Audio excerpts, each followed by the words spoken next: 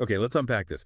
You're interested in Bitcoin, how it connects to global politics, geopolitics, and you want a clearer picture of cryptocurrencies overall. Well, you've definitely come to the right place. We've been digging into this really fascinating YouTube video by Uju, all about the geopolitics of Bitcoin. Our mission today is to pull out the key insights, try to make sense of how these digital currencies fit into, well, the complex world of international relations. We'll guide you through it. Yeah, the source material takes a pretty unique angle. It draws parallels between historical shifts, like the whole US-China relationship during the Cold War, and what's happening now with crypto. It really emphasizes understanding the motivations, the strategic plays of these big global actors. Which is crucial, right? Especially when you think about something like Bitcoin decentralized, outside direct state control. How does that fit into their plans? Exactly. And that historical lens is really interesting. The source uses the U.S.-China dynamic, things around Taiwan, Tiananmen Square, uses it as a framework to understand power shifts today, especially with new tech like Bitcoin involved. It starts by looking way back at that early US-China relationship. The video describes it as almost a marriage of convenience against the Soviet Union, even with all the underlying tension. Yeah, convenience against a common enemy. And it gets into some fascinating details showing the strategic nuance. Nixon going to China in '72, everyone knows that. But the video talked about subtler things, like the messages about the Quemoy and Matsu Islands. Oh, right. That part was intriguing. Yeah, Zhu Zhanlai apparently told Chiang Kai-shek not to pull his forces out of those islands, even though they were hard to defend. It suggests this really complex calculation by China. Like keeping a point of leverage. A controlled instability. Precisely. It's about maintaining leverage through ambiguity, maybe? Yeah. You see similar tactics in, modern gray zone stuff. So the islands themselves, maybe not the key to Taiwan's defense long-term, especially as China got stronger. Right. But for China, the value was, as the source puts it, their ability to trouble the West, to keep some leverage. Like a persistent, low-level headache for the other side. The video even mentioned that weird shelling pattern, odd days on, even days off. Like a calibrated signal. So understanding that kind of historical maneuvering, that strategic thinking, it's key when we think about how nations might approach something like Bitcoin today, something outside their direct control. The speaker in the video stresses, don't just look at it rationally. You have to understand the strategic goals underneath. China needed something to exert influence, and those islands, well, they served a purpose. The parallel drawn to North Korea's actions today is quite insightful, too. How seemingly irrational behavior can actually be rooted in strategic goals, like staying relevant, keeping leverage. Which raises the question for us, doesn't it? Could the desire for alternatives to the traditional financial system, maybe including crypto, be part of the strategic thinking now for nations wanting to bypass existing power structures? It's definitely something to consider. Okay, so then the discussion shifts to a really pivotal moment. Tiananmen Square, 1989. The video argues this was a huge test for the U.S.-China relationship. Really showed the gap between Western hopes for China liberalizing and the harsh reality of the government's response. Yeah, it wasn't just a tragedy, though it certainly was that. It was a turning point. It exposed fundamental differences in values, political systems. And showed the limits of Western influence, maybe. Kind of set the stage for a more transactional relationship going forward. I think that's a fair reading based on the source. And the casualty figures themselves, the huge discrepancy from China's hundreds to potentially over 10,000 in declassified U.S. stocks. It just highlights the brutality and the information control. Right. And the U.S. reaction under Bush Sr. is presented as really interesting.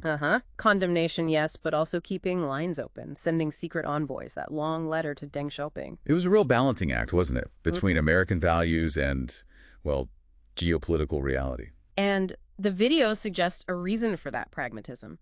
By keeping some kind of relationship with China even strained, the U.S. didn't face a major Eurasian power actively opposing its moves elsewhere later on. Ah, okay. So maintaining that channel, despite the horror of Tiananmen, gave the U.S. more freedom of action globally. That's the argument presented. It challenges a purely idealistic view of foreign policy, shows the tough choices leaders make. Keeping relationships, even difficult ones, can serve wider strategic aims. Which then leads into the Clinton era. The video argues this is where U.S.-China ties really deepened, China joining the WTO. Yeah, a major step. And this was despite ongoing worries about trade practices, IP theft, market access for U.S. companies. So why? Why did the U.S. push for that integration, especially after the Soviet Union, the original common enemy, was gone? That's the million-dollar question the video raises. It's still debated. You had symbolic moments like Jiang Zemin visiting the U.S., those big Boeing orders, signs of growing economic interdependence. But the source also notes the likely cost, right? The impact on U.S. manufacturing jobs. Absolutely. That period of deep economic integration is important context when we think about today's talk of deglobalization, decoupling, and maybe the rise of alternative financial systems like crypto. Okay, so fast forward to 2010s. The narrative shifts. The video talks about a real divorce starting between the U.S. and China. More fundamental than the strain after Tiananmen. Yeah, a different kind of break. And it uses that 2013 comment by then VP Biden to South Korea's president, Park Geun-hye, the one about not betting against the U.S. That's presented as a sign of this shift. Right. The context was South Korea maybe leaning a bit too much towards China economically, and the whole controversy over interpreting Biden's words, was it a direct warning or just general confidence? It highlights the tricky spot U.S. allies were in. Balancing act. Totally. And then you had Obama's rebalancing or pivot to Asia, another clear signal the U.S. was trying to reassert influence as China's power grew. So lots of jockeying for position, shifting alliances. This is the global stage Bitcoin is emerging onto. Precisely. Then the video gets into China's increasing assertiveness. South China Sea, ignoring that international court ruling in 2016. And the source draws a parallel there to rising powers historically, like Germany before World War I. Suggesting that a powerful nation inevitably shakes things up, causes shifts and counter-reactions. That's the idea. The rise itself changes the dynamics. And when that's combined with actions like dismissing international law, which is, the system set up largely post-WWII to manage state relations, it creates friction. Especially with the West, which largely built that system. Right. And you have to wonder, does that willingness to disregard established norms extend to how they might view or try to regulate something decentralized like Bitcoin, which operates outside traditional frameworks? Good question. Then COVID-19, presented as another major turning point. Yeah, especially with the lab leak theory gaining more traction, even in places like Nature. The video mentions past lab leak incidents in China, too, raising questions about transparency, safety protocols. And the fact that the U.S. intelligence community couldn't rule out the lab origin, well, it underlines the seriousness.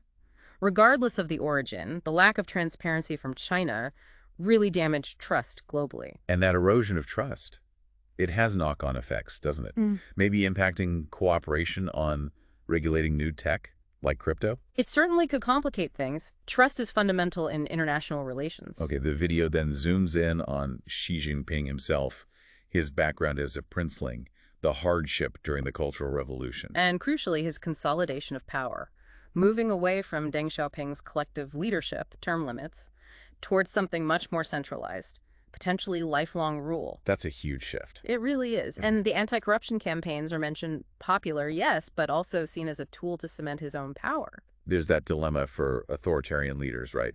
Need a strong elite to support you, but can't let them get too strong. Exactly. It's a constant balancing act. And this concentration of power under Xi could mean a more decisive, maybe less predictable approach to new challenges, including things like digital currencies.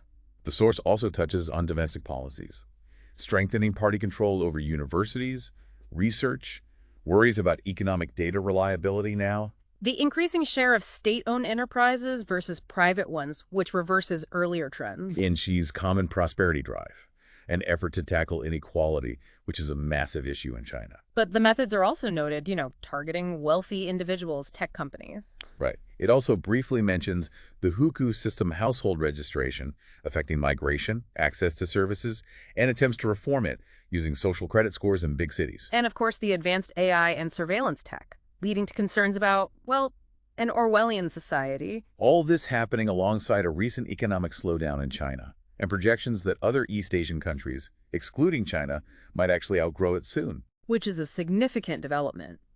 Though the video also acknowledges Xi remains popular internally, partly thanks to those anti-corruption drives. So, pulling it all together, the video's conclusion seems to be that China's sheer growth inevitably caused a geopolitical realignment, regardless of specific events. Yeah, the scale of the change made shifts unavoidable. And then all the other issues, human rights, environment, trade practices, South China Sea, COVID transparency, they just add fuel to the fire, exacerbating tensions with the West. The speaker suggests this current divorce between the West and China isn't temporary. It's likely to persist for decades. We need a long-term view. So the key takeaway there is, don't bet on things going back to the way they were before, say, 2010. The fundamental shifts are too deep. Exactly. That relationship has changed profoundly. Okay, so after all that geopolitical context, what does this mean for Bitcoin? How does it fit into this picture? The video doesn't spell out Bitcoin's exact role in future conflicts or anything, but this analysis of shifting powers, economic rivalry, state control versus decentralization. It provides a crucial backdrop, doesn't it? Absolutely. You start to see why a decentralized digital currency, one outside direct state control, would be viewed with, well, both intense interest and deep suspicion by these major players. Interest, because... Well, perhaps as a potential way to circumvent traditional financial systems, especially if the world becomes more fragmented. Its limited supply, its potential as a store of value outside national currencies. These technical features are relevant. But suspicion because? Because that very lack of state control challenges national sovereignty, monetary policy, surveillance capabilities. It's a potential threat to the established order they want to maintain or influence. So Bitcoin could be seen as this neutral, borderless asset in a fractured world. That's one potential narrative. But that neutrality also makes it a potential target for regulation, controlled incomes, maybe even co-option by nations trying to maintain financial dominance or monitor activity. The historical examples of strategic maneuvering give us clues about how they might approach it. Right. All those examples of complex strategies, leverage plays. You have to understand the motivations of these global actors when you think about crypto's future. Will Bitcoin become a tool for bypassing sanctions or traditional finance? Will it face coordinated clampdowns or something else entirely? It's complicated. This deep dive into the geopolitics, drawing on the source material, hopefully gives you a richer, more nuanced perspective. It's not just about the tech specs or market price. It's deeply tangled up with these massive shifts in global power. Exactly. Understanding these currents is, I think, essential if you want to grasp where digital currencies might be heading. So the question we leave you with is this. How will these powerful geopolitical forces ultimately shape the future of digital currencies like Bitcoin? And what does that mean for individuals, for the global financial system? Definitely something to mull over.